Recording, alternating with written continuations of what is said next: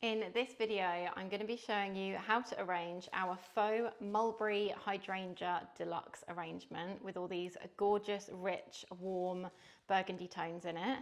I'm using our Lavender vase, which is such a great staple for our larger arrangements. It's just got really nice proportions. So I'm going to be starting with the plum Chimifuga stems, which just have such an abundance of kind of leaves on there, which add so much texture. And in terms of height, I'm probably going to bend it down ever so slightly. At the moment, these are just going to move, so don't worry too much. I'm going to leave one at full height and then have the other one bent down a little bit. And just kind of crossing them to form almost like a triangle, I guess, if that makes sense. And then to kind of help build our foliage base, we're going to combine that with this beautiful dried limonium stem, which has got this gorgeous kind of golden colour tone to it with these really beautiful tips that are slightly lighter colour. And when we pair it with the Chimifuga, you get that lovely contrast that just breaks up kind of the darkness of these foliage. So we've got two of these. I'm going to just have one kind of through the middle there, and then this other one towards the back, a little bit higher, but not too high. And you really do want to just take a couple of seconds just to bend out all of these side shoots so that you get maximum coverage for your stems. So something like that is forming a really nice base for our stems. Then we've got our three mulberry hydrangeas. I like to get these in relatively early so that they have enough space and we can kind of then work with them and around them. I'm going to have one towards the bottom of the vase, kind of tipping over the edge, and it just really helps to create kind of that harmonious talking point between the flowers in the vase, where they start to feel like they're actually connecting with each other rather than feeling like it's just stems that have been stuffed in a vase. It really does make all the difference by having some of your foliage and everything flowing over. And then the next one I'm going to have bent down a little bit over to this side. I'll turn this around in a sec so that you can see. Now, I could leave that hydrangea like that, but this is a great example because they both suddenly look like they're looking at you, which can feel a little bit unnatural. But the moment that I just turn the head over to that way, you should hopefully be able to see and feel how that looks a little bit more natural, like you would see it outside in nature. And then the last one, I'm probably going to leave at about full height and leave it so that it looks like it's pointing directly upwards.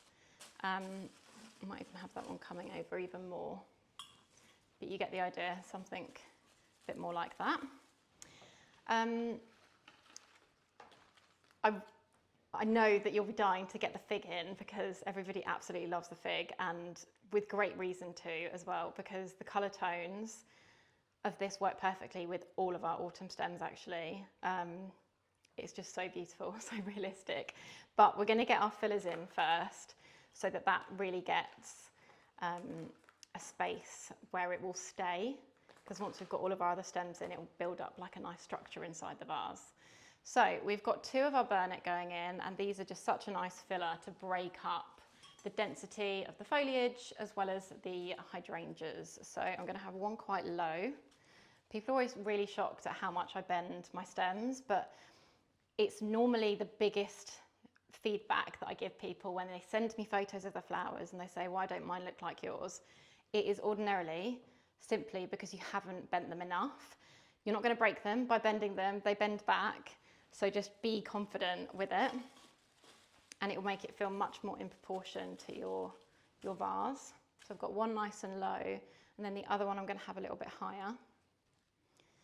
And just by having this variation of heights, just makes it so much more interesting to look at because you've got a little bit of everything almost everywhere, but in a different format and space, like so.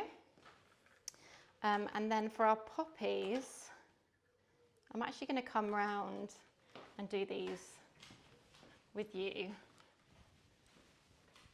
which might help you see.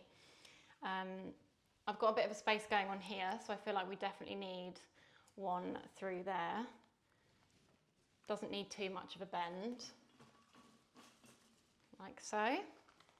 And then the other one I really want here, because I really want to just lighten this area a touch. So it's going to need a bit more of a bend, and just going to make these feel a little bit more natural by bending them out a little bit. And just pop that through there. Now, last but by no means least, the beautiful fig.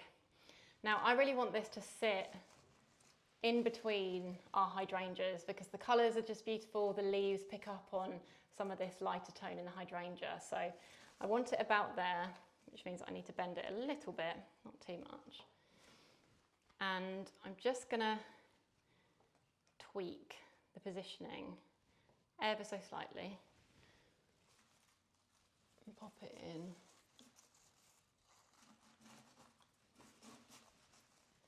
Just through there. And the colour of those leaves just kind of instantly lift everything. I don't know what it is, but this fig stem is like magic. I'll come round and pop this on the plain wall so you can see a little bit better. And also it's a little bit easier for me to be able to stand back from.